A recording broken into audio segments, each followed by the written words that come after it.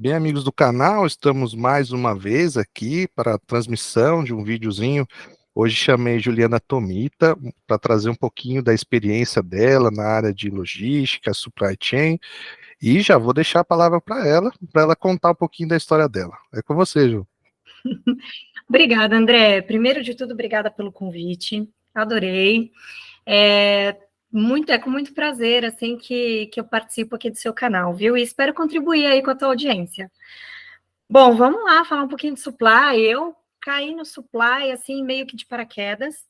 Eu me formei em 99, então o supply chain, o departamento de supply chain ainda era algo em construção, né? Na verdade, logística ganhou uma importância muito grande durante a Segunda Guerra Mundial, e depois foi se tendo a real necessidade e foi se tendo a importância de ter a gestão e monitoramento dos outros cores dentro do supply chain, né?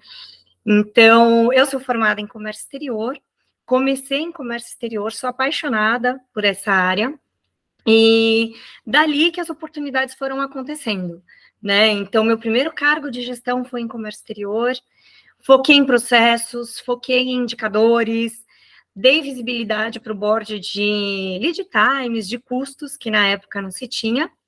E aí, com o sucesso dessa coordenação, eu fui depois promovida a gerente de supply e fiz o mesmo trabalho nas outras áreas. E assim, supply é uma área super dinâmica, né? Não tem, apesar de ser processual, apesar de ter toda aquela parte de monitoramento, uma parte pesada, burocrática, né? Você nunca tem um dia igual ao outro. É impossível, é impossível. Você sabe um pouco de como funciona isso também aí pela tua experiência, né? E eu acho que é isso que me atrai dentro da área de supply chain, é justamente esse dinamismo, né? E saber o desafio, porque os problemas acontecem, você não sabe como, da onde, e a solução tem que vir muito rápida, para que você não impacte custos, para que você não impacte o cliente final, né? Então, e continue com a empresa competitiva aí no mercado. Então, acredito que é isso que me apaixona dentro do supply chain. Não, bem bacana, realmente. Os desafios da área de logística, como você bem disse, né? Nenhum dia é igual ao outro. E para a gente, tanto no provimento, né, da indústria, o recebimento de mercadorias, esse processo tão difícil, né, ainda no Brasil, por mais que tenha evoluído, a logística internacional ainda é bem burocrática ainda, né, por todo o entrave, todos os riscos, né, que se existe dentro do Brasil de trazer um container da China, a gente não sabe o que está vindo, né, as diferenças que podem haver, não só de qualidade, mas os riscos aí até de entrar no mundo de tráfico de drogas, né, toda essa condição aí que, por exemplo, no ramo da logística farmacêutica, nós identificamos, é muito complexo isso aí também. Aí queria que você contasse um pouquinho essa vivência sua também da parte de importação, as dificuldades que você teve, alguma sugestão de desburocratizar um pouquinho esse trabalho, se você pudesse contar para a gente. Vou contar sim.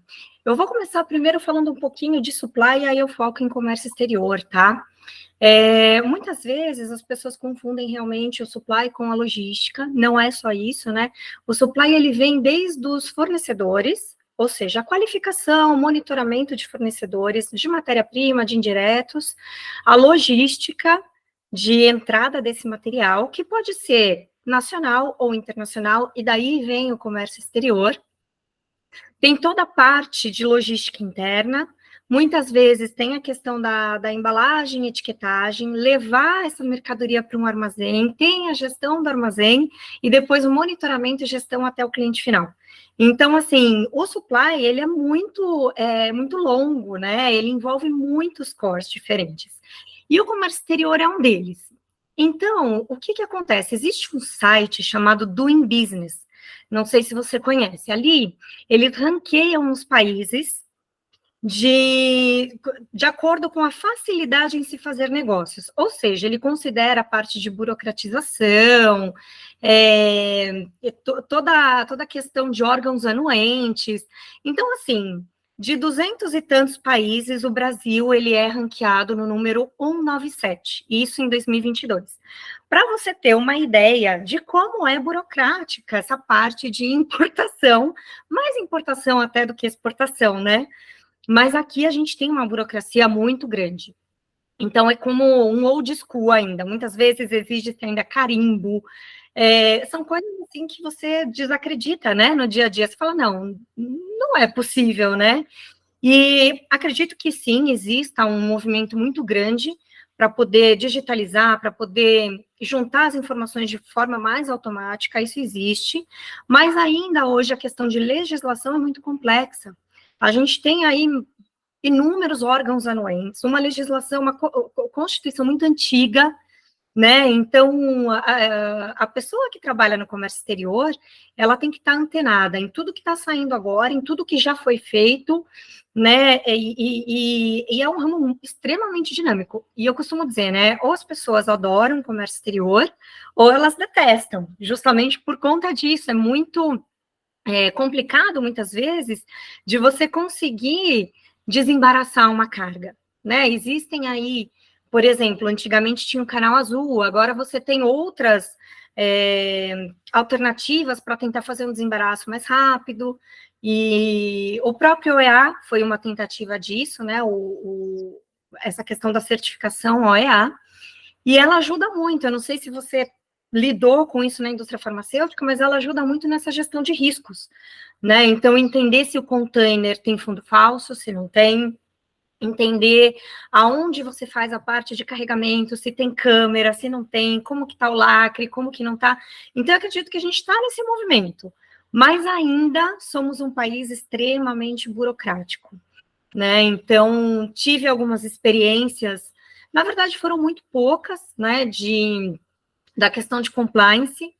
Então, teve um fiscal que me ligou uma vez e falou: olha, existe uma taxa de urgência aqui para você desembaraçar a carga. Isso há muito tempo, foi em 2001, 2002. Obviamente que quando você se nega a isso e fala, não, coloca no sistema, qual que é o problema e tudo mais, né?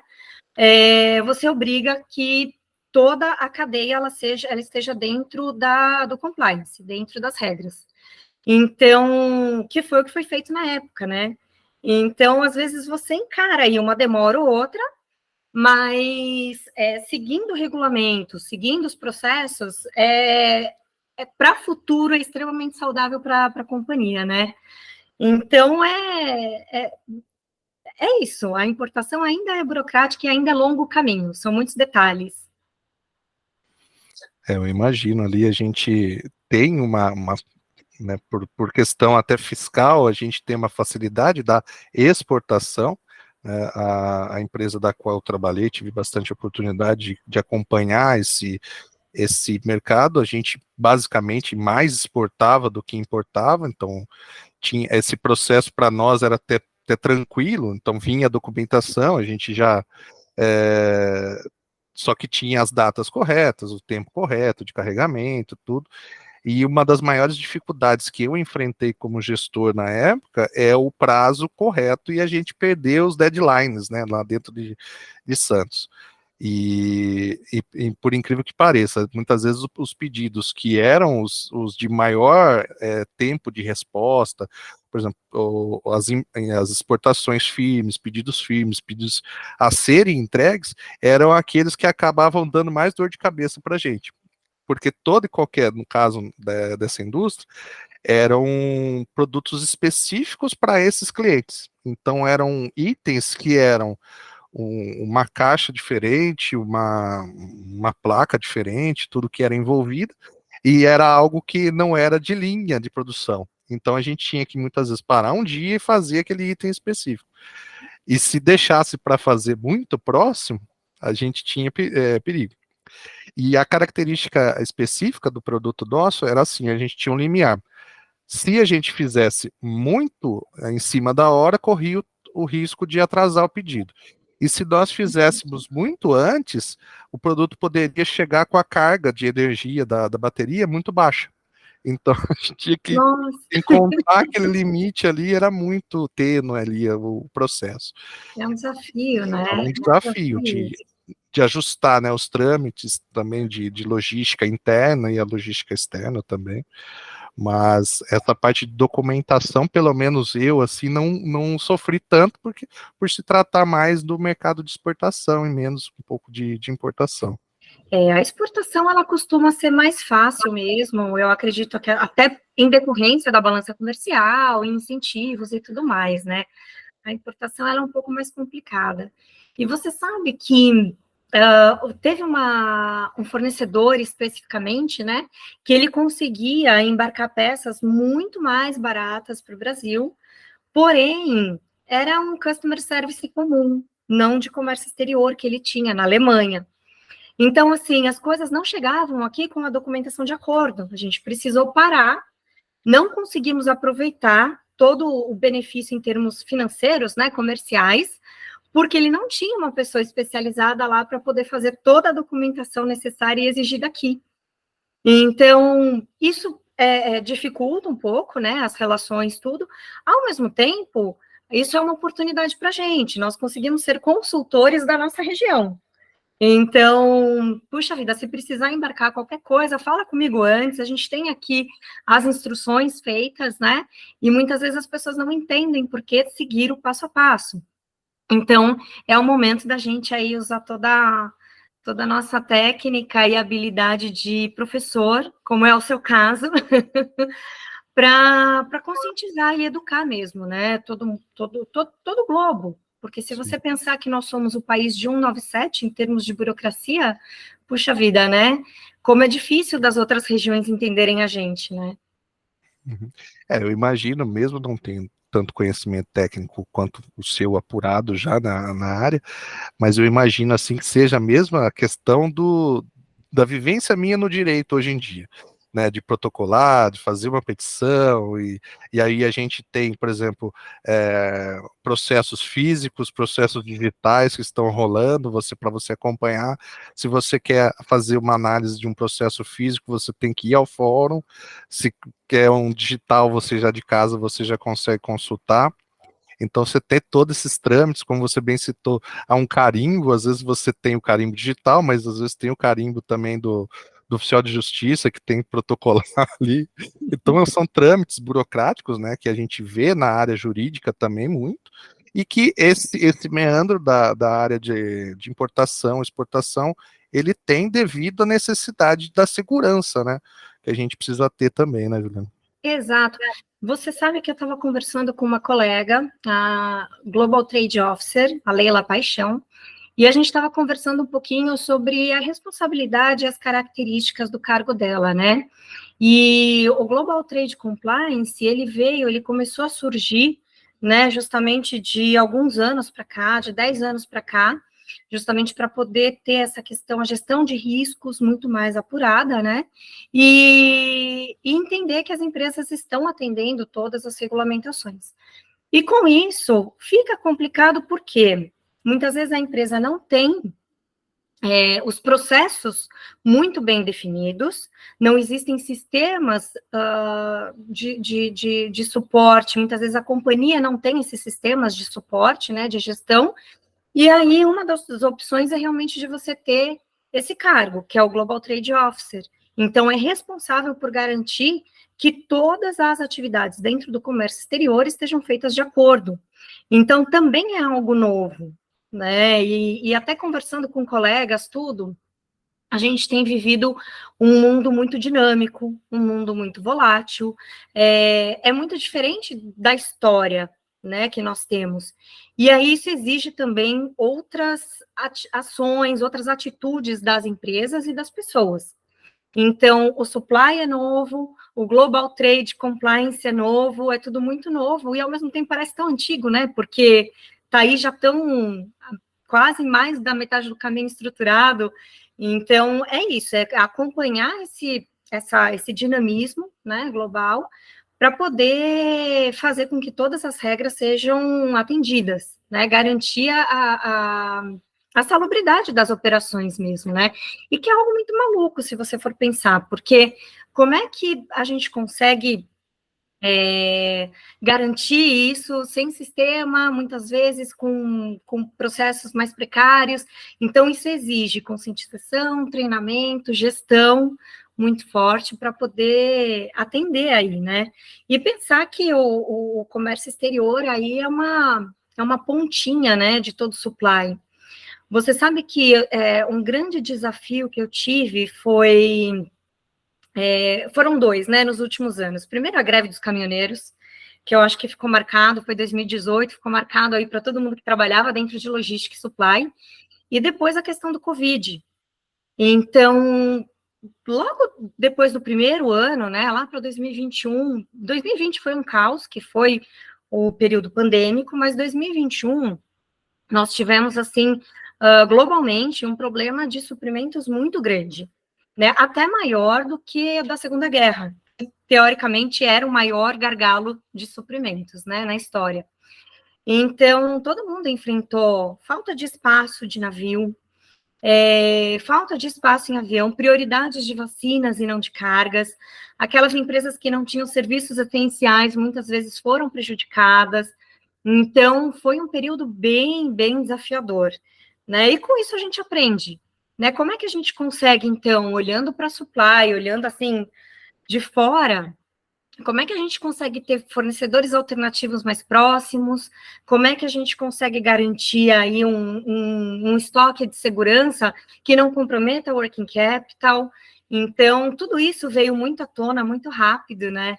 E falando até de melhoria contínua, que foi algo que a gente conversou um pouquinho antes aqui dessa nossa conversa, como é que a gente faz um plano de ação robusto, né, para que, puxa, saímos aqui de um padrão, né, tá vindo aqui algo que não conhecemos, mas que vai afetar a cadeia de suprimentos. Como é que a gente consegue ter um plano robusto para evitar que uma planta pare, né? Ainda mais, eu trabalhava numa planta que era de demanda empurrada, ou seja, produção 24 horas por dia, não tinha parada.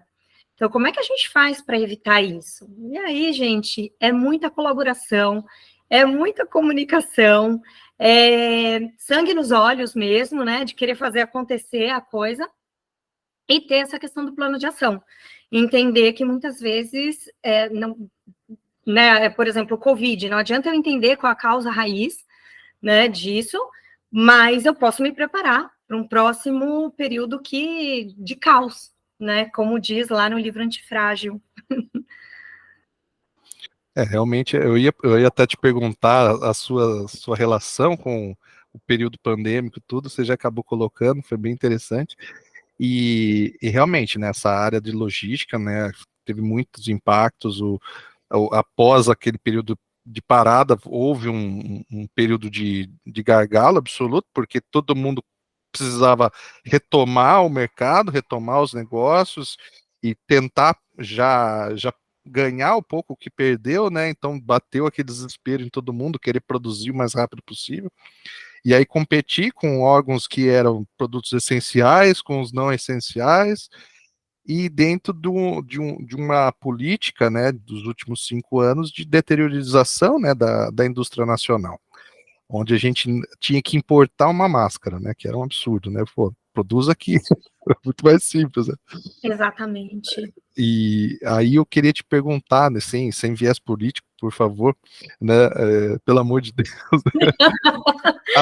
a sua percepção dentro dessa questão. Acho que é um assunto interessante que eu gosto de perguntar.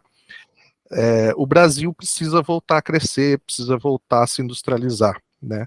Até para poder ter suporte, para poder voltar a investir em infraestrutura, né, Juliana? Você que vive isso, né, há muito tempo, a dificuldade de importação, exportação, muitos entraves, a burocratização, muitas vezes, se dá também por falta de pessoal, por incrível que pareça, né? Ao desenvolvimento tecnológico, você vai precisar investir em tecnologia para que as coisas sejam mais céleres, tudo, né? Isso trazendo em paralelo a questão jurídica, né, que a gente tinha comentado. Se desenvolve a questão burocrática, investindo em tecnologia, em formas que garantam, né, a segurança jurídica dos trâmites, mas que também sejam rápidos, né? Que as pessoas possam acessar através de um celular, possam fazer lá as documentações necessárias, os trâmites necessários, para que receba a mercadoria com segurança e, como você bem citou, seja acessível para pequenas empresas também, né? Que muitas vezes desencorajam as empresas ao exportar ou importar devido ao trâmite tão desgastante, tão burocrático e necessário de conhecimento técnico, né? E essa ação de vocês aí de ajudar muitas vezes alguns players próximos aí é muito interessante e achei bem bacana. Você sabe que uma boa prática, né, que tínhamos aí numa vida passada minha, era justamente fazer workshop com fornecedores estratégicos, né? Então, o primeiro objetivo era mostrar, olha, essa daqui é a minha companhia, assim é como nós produzimos, a gente pensa, esses são os nossos valores, né? Como pensamos, o nosso mercado é desta forma, os nossos clientes precisam receber desta forma, né? E como é que a gente se ajuda nisso tudo? Como é que a gente consegue fazer isso? Eu não sei muito bem como é que funciona a importação no teu país. Ok, então vamos fazer um treinamento sobre isso. Eu não entendo tal coisa, então vamos até a produção para poder entender. Então a gente tinha essa coisa, essa conexão, né, essa questão de conexão muito intensa, que eu acho que é o caminho para qualquer área aqui, daqui para o futuro, que é a questão colaborativa. Né? Eu acho que saímos já daquela mentalidade só de competição, porque não é só isso, existe, é óbvio, cada empresa tem o seu mercado e quer ter o seu share de mercado, mas assim, como é que podemos colaborar, né, de uma maneira maior dentro da cadeia de supply chain? Como é que eu consigo ajudar o meu cliente, né, a entender qual é o problema que ele está vendo, como é que eu posso agregar valor a ele, e como é que eu posso ajudar o meu fornecedor a me ajudar?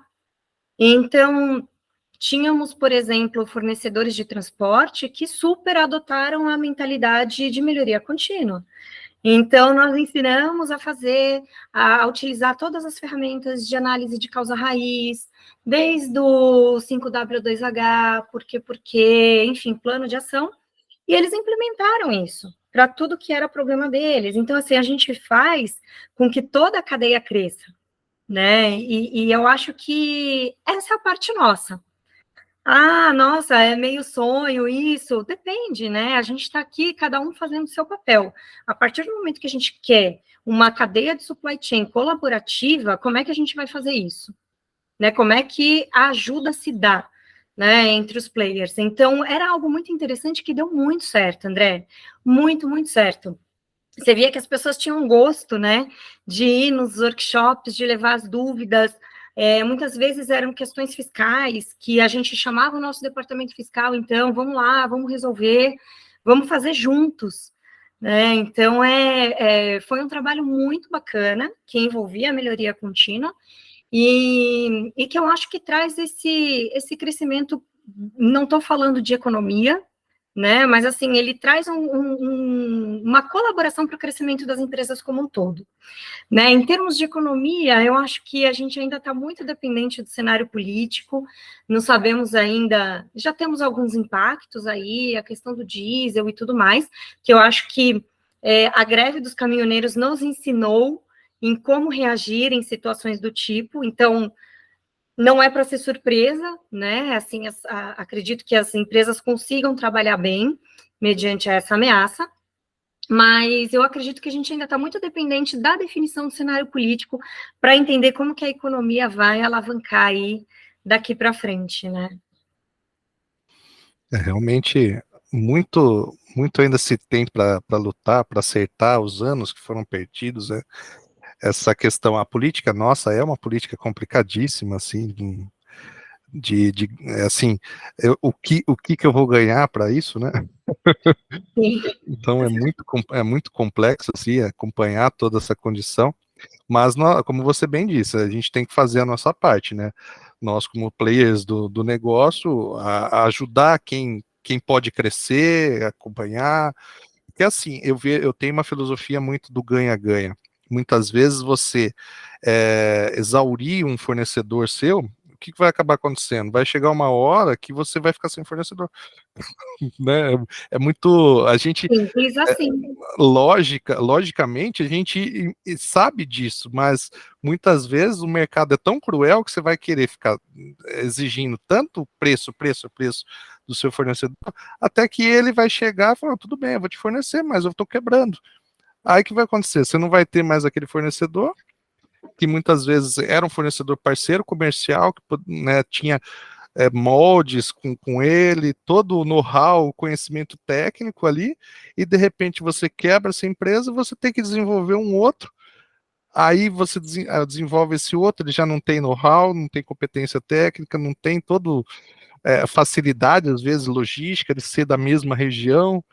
Então, às vezes, pensar assim, no macro, né, Juliana, de entender, puxa, ele é um parceiro comercial, né? Perfeito. Até que ponto que nós vamos ter que trabalhar de forma colaborativa, né? Que é o mais interessante. É um limiar. Quando eu falo colaborativo também, eu não estou falando vamos aceitar tudo, né?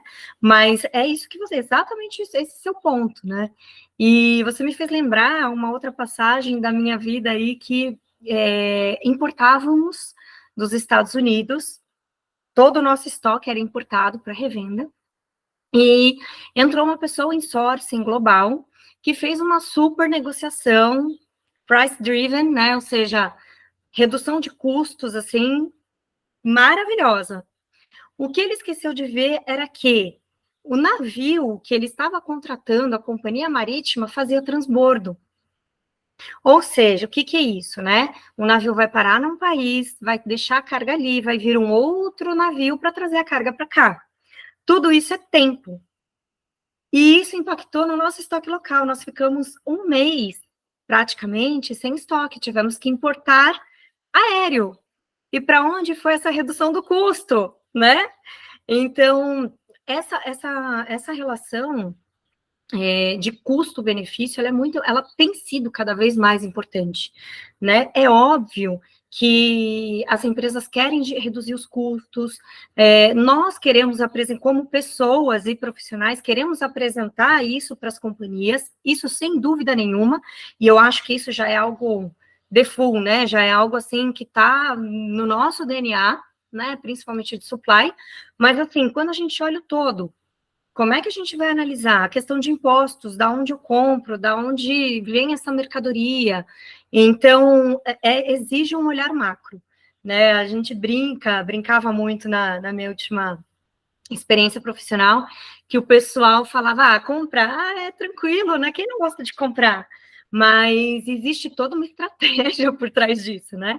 Não é só ir no shopping, que, aliás, eu adoro, mas não é isso, né? Existe a estratégia de fornecimento local, fornecedor e tudo mais.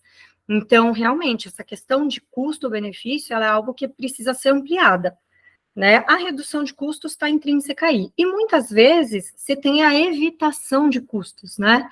Então, poxa, eu estou aqui mantendo meu lead time, eu estou mantendo os meus custos.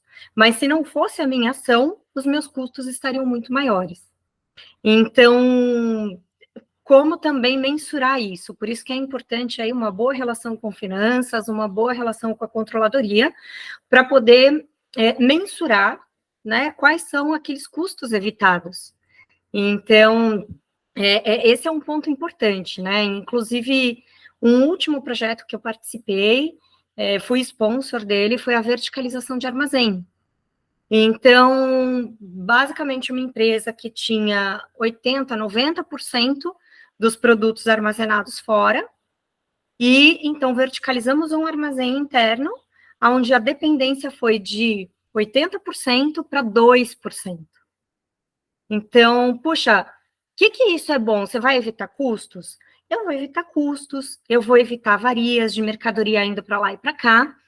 Eu vou precisar de mais pessoas, eu vou precisar investir em hack, né? Mas quando você olha a longo prazo, isso é algo muito lucrativo, porque você não fica mais dependente também de inflação do mercado, porque era algo que, basicamente, quando você é dependente de um armazém externo, você fica refém. né? E aí, quando você tem um armazém interno, é diferente, você tem ali o teu pessoal, a tua gestão, obviamente, como que a logística vai ser feita, como que vai ser né, a entrada e a saída de mercadorias dali, mas é outro benefício. Então, falando de supply, é o olhar mais amplo mesmo, né? Não dá para focar aí só no preço, não. Excelente. Olha, o tempo passou rápido, já remeteu outro convite, porque a conversa foi boa e tem muito assunto ainda para a gente colocar. Que bem. Assim que você tiver oportunidade novamente, a gente continuar esse bate-papo tão bom que é de falar de logística.